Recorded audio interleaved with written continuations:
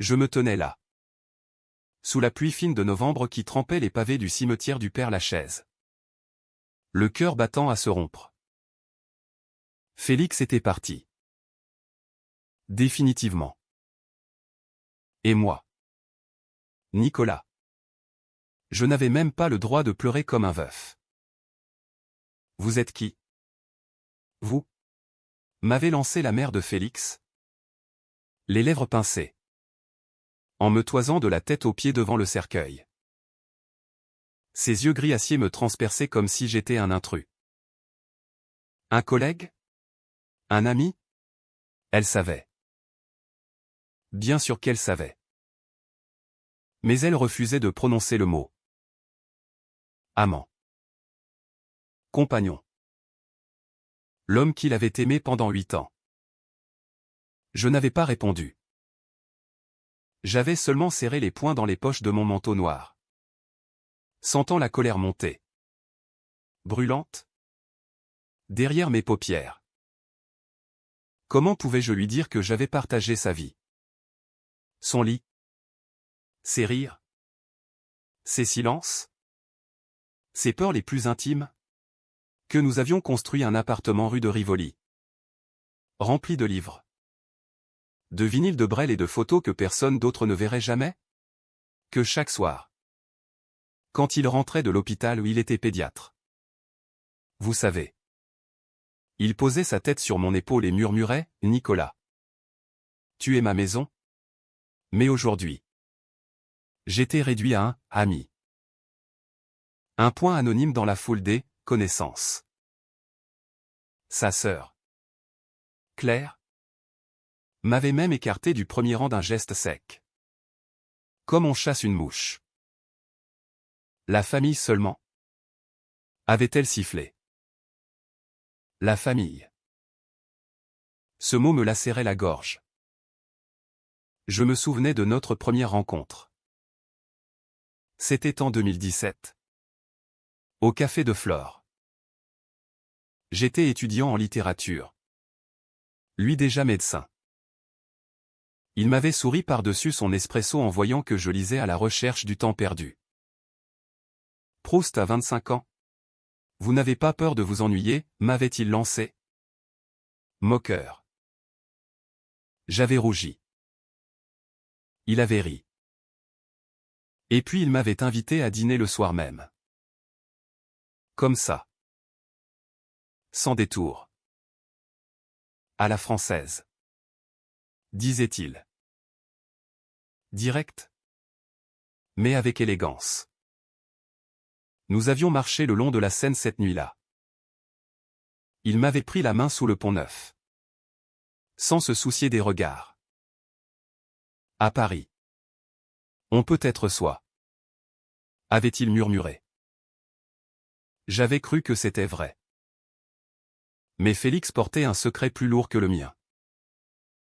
Un secret qui nous rongeait depuis 5 ans. Un enfant. Léo.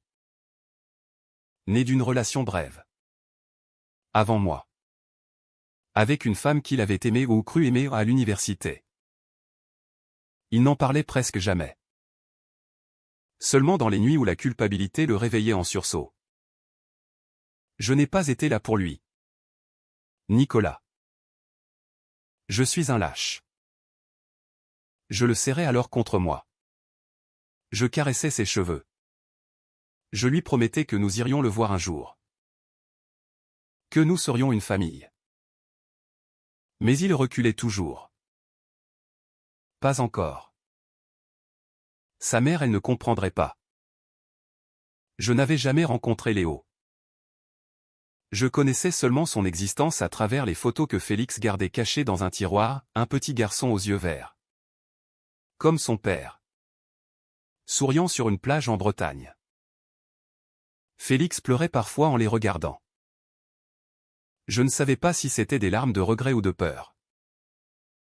Et maintenant Félix était mort. Accident de voiture sur l'autoroute A6. Un soir de verglas. Brutal. Absurde. Il rentrait de l'hôpital. Fatigué. Il m'avait envoyé un message, j'arrive. Mon amour. J'ai acheté du Saint-Émilion. Je n'ai jamais bu cette bouteille. À l'église Saint-Germain-des-Prés. Pendant la cérémonie. J'étais assis au fond. Invisible. La mère de Félix parlait de la femme qu'il aurait dû épouser. De la vie qu'il aurait dû avoir. Chaque mot était une gifle. Je serrai le bras du banc jusqu'à ce que mes jointures blanchissent. Dis-leur.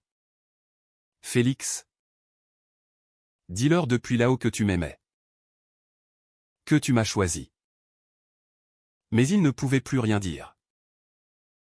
Après la messe. Au cimetière. La pluie s'était intensifiée. Les parapluies noirs formaient une mer lugubre. Je restais à l'écart. Trempé. Glacé jusqu'aux os. Je ne pouvais pas m'approcher de la tombe. Pas encore. Pas devant eux. Et puis. Soudain. Une petite voix a percé le silence. Papa. Tout le monde s'est tourné. Un enfant? 7 ans peut-être. Aux cheveux mouillés collés sur le front. Se tenait près de la fosse. Il regardait autour de lui. Perdu. Les yeux rougis. La mère de Félix a pâli. Sa sœur a porté la main à sa bouche. L'enfant a répété. Plus fort. La voix tremblante. Où est papa? Il m'a vu. Nos regards se sont croisés. Et sans hésiter. Il a couru vers moi. Ses petites chaussures claquant sur les graviers humides. Il s'est jeté dans mes bras. Enfouissant son visage contre mon manteau. Papa. Le monde s'est arrêté. Je me suis figé. Le cœur explosant dans ma poitrine. Les sanglots de l'enfant mouillaient ma chemise. Je les serrai instinctivement. Sans comprendre. Sans oser respirer. Autour de nous. Un silence de mort. Puis la mère de Félix a hurlé. Qui êtes-vous? Lâchez mon petit-fils immédiatement. Mais Léo s'accrochait à moi. Plus fort. C'est lui. Mamie. C'est le monsieur des photos. Papa m'a dit que si un jour il n'était plus là, je devais trouver Nicolas. Je n'ai pas pu retenir mes larmes. Elles coulaient. Brûlantes. Sur mes joues glacées. Félix m'avait parlé de moi à son fils. Il lui avait montré nos photos. Il lui avait préparé ce moment. Sans que je le sache. Tout ce que j'avais cru caché. Tout ce que j'avais cru honteux. Venait d'éclater en pleine lumière. Et la famille de Félix me regardait maintenant comme si j'étais le diable. Je n'ai pas lâché Léo. Pas une seconde. Ses petits bras autour de mon cou étaient la seule chose qui m'empêchait de m'effondrer. La mère de Félix, Madame Duval, s'est avancée. Le visage déformé par la fureur et l'incompréhension. Vous avez manipulé mon fils. Vous l'avez détourné de ses responsabilités, a-t-elle craché. Chaque mot était un poignard. Je n'ai pas répondu tout de suite. Je berçais Léo, qui tremblait de tout son corps. Il murmurait, papa, comme une prière. Ce mot, dans sa bouche d'enfant, me déchirait et me sauvait à la fois. Claire, la sœur, a essayé d'arracher Léo de mes bras. Viens. Mon chéri. Ce monsieur n'est rien pour toi. Mais Léo s'est débattu. Criant, non. Papa m'a dit que Nicolas c'est l'amour de sa vie. Un hoquet collectif a parcouru l'assemblée. Des cousins. Des oncles. Des collègues de l'hôpital tous tournaient vers moi des regards oscillant entre choc, dégoût et curiosité malsaine. Je me suis enfin redressé, tenant toujours Léo contre moi. Ma voix était rauque, mais ferme. Madame Duval, votre fils m'a aimé. Profondément. Pendant 8 ans. Il n'a jamais cessé d'aimer Léo non plus. Il souffrait de ne pas pouvoir être le père qu'il voulait être. À cause de la peur. De votre peur à vous. Elle a vacillé. Comme frappé. Comment osez-vous? Il m'a confié Léo. Ai-je continué? La gorge nouée. Il savait qu'un jour il devrait choisir entre cacher qui il était et protéger son enfant. Il a choisi de me préparer à prendre soin de lui. Un mensonge? Non. Une intuition. Félix m'avait souvent dit. Dans ces moments de vulnérabilité, si jamais il m'arrive quelque chose. Nicolas. Promets-moi de veiller sur Léo. Même de loin. Je n'avais jamais cru que ce jour viendrait si vite. La pluie redoublait. Les parapluies s'agitaient nerveusement. Un prêtre. Mal à l'aise. A tout sauté. Madame Duval a fini par craquer. Elle s'est effondrée sur l'épaule de Claire.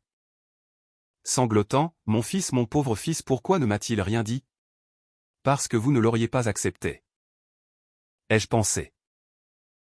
Parce que vous l'auriez forcé à choisir entre son enfant et l'homme qu'il aimait. Parce que la France de 2025 est encore pleine de silences assassins. L'enterrement s'est terminé dans une confusion générale. Les gens partaient en petits groupes. Chuchotant. Certains me lançaient des regards hostiles. D'autres aux plus jeunes des regards compatissants. Je suis resté jusqu'au bout. Avec Léo dans les bras. Devant la tombe fraîchement refermée. Je n'ai pas pu dire adieu à Félix comme je l'aurais voulu. Pas de baiser sur le marbre froid. Pas de fleurs déposées de ma main. Mais j'ai murmuré. Pour lui seul. Je t'aime. Je prends la relève. La mère de Léo, Élise. Je crois, est arrivée plus tard. Je ne l'avais jamais vue.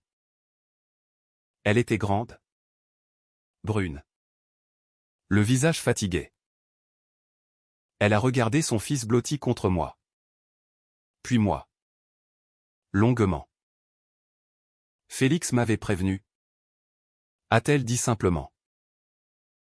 Il y a 2 ans. Il m'a dit, si un jour je ne suis plus là. Léo connaîtra Nicolas. C'est l'homme que j'aime. J'ai cru qu'il plaisantait. Ou qu'il était confus. Elle a tendu la main à Léo. Il a hésité. Puis a lâché mon cou pour aller vers elle. Mais il s'est retourné vers moi. Tu viendras me voir. Nicolas?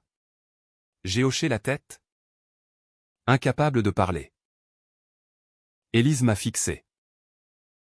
On doit parler. Tous les 3. Je suis rentré seul. Rue de Rivoli. L'appartement était glacial. La bouteille de Saint-Émilion trônait encore sur la table. Je l'ai ouverte. J'ai bu au goulot. J'ai pleuré jusqu'à l'aube. Les jours suivants ont été un cauchemar administratif et émotionnel. La famille Duval a contesté le testament de Félix. Il m'avait légué l'appartement et une partie de ses économies. Rien d'extravagant. Mais assez pour qu'il crie au scandale. Influence indue, a hurlé leur avocat. J'ai découvert alors que Félix avait rédigé un second testament. Secret. Chez un notaire différent. Il y désignait Élise et moi comme co-tuteurs légaux de Léo. Avec une lettre expliquant tout, son amour pour moi. Sa culpabilité envers son fils. Son désir que Léo grandisse en sachant qu'il avait été aimé par deux pères. La lettre a été lue en audience. Madame Duval s'est effondrée. Claire a quitté la salle en pleurant. Mais la bataille n'était pas finie. Ils ont demandé un test de paternité absurde. Puisque Félix était biologiquement le père. Puis ils ont attaqué mon mode de vie. Des allusions homophobes à peine voilées. J'ai tenu bon. Soutenu par Élise. Qui, à ma surprise, a pris ma défense. Félix a choisi Nicolas. A-t-elle déclaré au juge. Il l'a aimé plus que tout. Léo l'appelle déjà papa. Je ne priverai pas mon fils de cet amour. Le juge, une femme d'une cinquantaine d'années, a rendu sa décision rapidement, tutelle partagée. Droit de visite élargi pour moi. Héritage confirmé. Mais la famille Duval n'a pas désarmé. Ils ont lancé une campagne de harcèlement discret, appels anonymes. Lettres haineuses. Rumeurs à l'hôpital où travaillait Félix. Et moi. Au milieu de tout ça, je me débattais avec une culpabilité immense. Étais-je légitime? Avais-je le droit de prendre la place de Félix auprès de Léo? Ou est-ce que j'allais détruire cet enfant en lui imposant une vérité que le monde refusait encore? Les premières visites avec Léo ont été timides. Maladroites. Élise nous laissait seuls dans un square près de chez elle. À Montmartre. Léo apportait son cartable. Ses dessins. Ses questions. Pourquoi papa est parti au ciel? Est-ce que tu aimais papa comme maman l'aimait avant? Est-ce que tu vas partir aussi? Chaque question était un coup au cœur. Je répondais du mieux que je pouvais. Avec honnêteté. Je lui montrais des photos de Félix et moi, à Venice Beach lors d'un congrès médical. À la fête de la musique Place des Vosges. À Noël devant notre sapin minuscule. Il touchait les photos du bout des doigts. Comme pour vérifier qu'elles étaient vraies. Un soir, après une visite, il m'a demandé, « Tu peux me lire une histoire comme papa le faisait ?» Je l'ai pris sur mes genoux. J'ai lu Le Petit Prince. Quand je suis arrivé à la phrase, on ne voit bien qu'avec le cœur. Ma voix s'est brisée. Léo a posé sa tête contre ma poitrine. Tu sens comme papa. A-t-il murmuré. Je n'ai pas dormi cette nuit-là. Élise et moi avons commencé à nous parler vraiment. Elle m'a avoué qu'elle avait toujours su. Au fond. Pour Félix. Qu'elle avait accepté l'arrangement distant, pension. Visite sporadique. Silence. Je pensais que c'était mieux pour Léo. A-t-elle dit. Ne pas perturber sa vie avec tout ça. Mais maintenant. Elle voyait Léo s'épanouir quand il parlait de moi. Il dessinait 3 bonhommes, Félix, moi et lui. Jamais sa mère seule. Un jour, elle m'a proposé, et si on essayait une vraie coparentalité? Léo pourrait passer des week-ends chez toi. J'ai accepté. Terrifié et heureux. Mais la famille Duval a appris la nouvelle. Et ils ont décidé de frapper fort. Un matin. En ouvrant ma boîte aux lettres. J'ai trouvé une enveloppe anonyme. À l'intérieur, des photos de moi et Félix. Intime mais chaste, nous nous embrassant sur un balcon. Nous tenant la main au marché. Des photos volées dans notre appartement. Et une lettre, retirez-vous ou ces images seront envoyées à l'école de Léo. À ses camarades. À la presse locale. J'ai reconnu l'écriture de Claire. La panique m'a submergé. Je voyais déjà les conséquences, Léo harcelé. Moqué. Traumatisé. Moi traîné dans la boue. Tout ce que Félix avait voulu éviter. J'ai appelé Élise. Elle a pleuré au téléphone. Ils sont capables de tout. Cette nuit-là, je n'ai pas dormi. Je me suis demandé si je devais disparaître. Quitter Paris. Laisser Léo à une vie normale. Protéger l'enfant en sacrifiant mon amour pour lui et pour le souvenir de Félix. Je suis allé sur le Pont-Neuf à l'aube. J'ai regardé la Seine. Grise et froide. J'ai pensé à sauter. Pas par désespoir pur. Mais par logique cruelle, si je n'existais plus. Il n'aurait plus de cible. Léo serait en paix. Mais la voix de Félix a résonné dans ma tête, promets-moi de veiller sur lui. Je suis rentré. Le lendemain. J'ai porté plainte pour harcèlement et violation de vie privée. J'ai contacté un avocat spécialisé en droit LGBT. J'ai prévenu Élise. Et j'ai décidé de tout dire à Léo à sa mesure. Je l'ai emmené au café de Flore. Là où tout avait commencé. Je lui ai expliqué que certains adultes avaient peur de l'amour différent. Que sa grand-mère et sa tante étaient tristes et en colère parce qu'elles n'avaient pas compris papa. Mais toi, tu comprends? M'a-t-il demandé. Oui. Parce que j'aime papa comme toi tu l'aimes. D'un amour immense. Il a hoché la grave tête. Alors on reste ensemble. Cette phrase d'enfant a tout changé. La contre-attaque a été violente.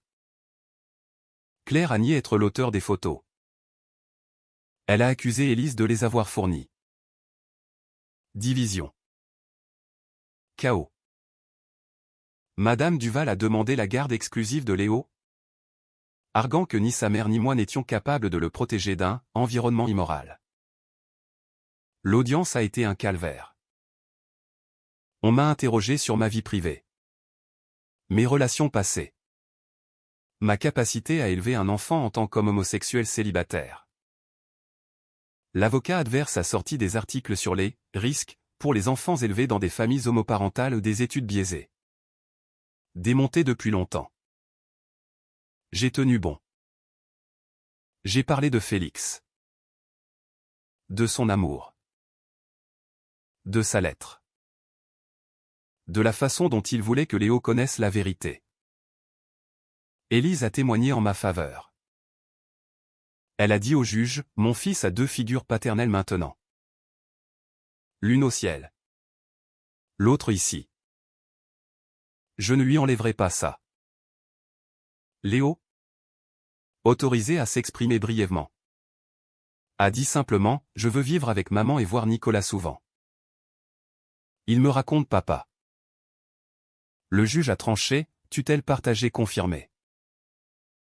Interdiction d'approche pour Claire et Madame Duval tant que le harcèlement n'était pas prouvé clos. Protection renforcée.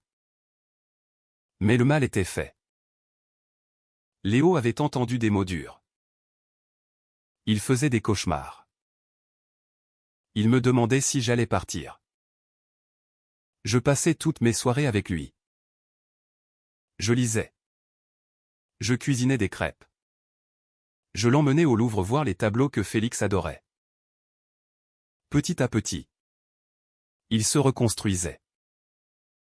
Un soir, il m'a demandé, tu vas te trouver un nouveau amoureux. La question m'a pris de court. Je n'y avais même pas pensé. Je ne sais pas. Léo. Pour l'instant. Mon cœur est encore plein de papa. Il a réfléchi. Moi aussi. Mais peut-être qu'un jour, on pourra aimer quelqu'un d'autre. Sans oublier papa. Sagesse d'enfant. Élise et moi sommes devenus proches. Pas amoureux jamais. Mais complices. Alliés. Une famille étrange. Recomposée par la mort et l'amour. Un an après l'enterrement. Nous avons organisé une petite cérémonie privée sur la tombe de Félix. Juste Élise, Léo et moi. Nous avons apporté des roses blanches. Léo a déposé un dessin, 3 bonhommes tenant la main. Sous un arc-en-ciel discret. Il a dit, « Joyeux anniversaire au ciel. Papa. » J'ai ajouté. La voix tremblante, « Je tiens ma promesse. Mon amour. » Madame Duval est venue plus tard. Seule. Elle a déposé des fleurs. Elle n'a pas parlé. Mais elle a regardé la tombe longuement. Peut-être un début de paix. Claire, elle, a coupé les ponts. Tant pis. 2 ans ont passé. Léo a 9 ans maintenant. Il vit une semaine chez Élise. Une chez moi. Il appelle Élise, maman. Moi, Nico papa. Il va bien. Il rit. Il pose encore des questions sur Félix. Mais avec curiosité plus qu'avec douleur. J'ai vendu l'appartement rue de Rivoli au trop de souvenirs. J'en ai acheté un plus grand. Près du parc Monceau. Avec une chambre pour Léo décorée de posters de l'OM et de planètes, il veut être astronaute. Élise a rencontré quelqu'un. Un homme gentil. Léo l'aime bien. Moi aussi. Et moi un soir. Au café de Flore, ce lieu maudit et béni. Un homme m'a souri par-dessus son livre. Il lisait L'étranger de Camus. J'ai souri en retour. Nous avons discuté. Il s'appelle Antoine. Il est architecte. Il a les yeux verts. Comme Félix. Mais ce n'est pas pour ça que mon cœur a battu. Je n'ai pas remplacé Félix. On ne remplace pas. On continue. Léo a rencontré Antoine. Il l'a observé longuement. Puis il a déclaré, il a l'air gentil. Et il aime les crêpes au Nutella. C'est un bon point. Nous avons ri. Parfois. Je retourne au cimetière seul. Je parle à Félix. Je lui raconte Léo qui a eu 10 dixièmes en dictée. Léo qui a marqué un but décisif. Léo qui a demandé si les étoiles sont des âmes qui veillent sur nous. Je lui dis que je l'aime toujours. Que je l'aimerai toujours. Et je sens, parfois, une brise légère caresser ma joue. Comme une réponse. La vie n'a pas effacé la douleur. Elle l'a transformée. En force. En amour élargi. En famille choisie. J'ai été méprisé comme simple amant aux funérailles. Mais un enfant m'a appelé « papa ». Et ce mot, prononcé sous la pluie de novembre, a tout changé. Il a brisé les chaînes du silence. Il a ouvert une porte que Félix n'avait pas osé franchir de son vivant. Aujourd'hui, Léo grandit en sachant qu'on peut aimer différemment sans aimer moins.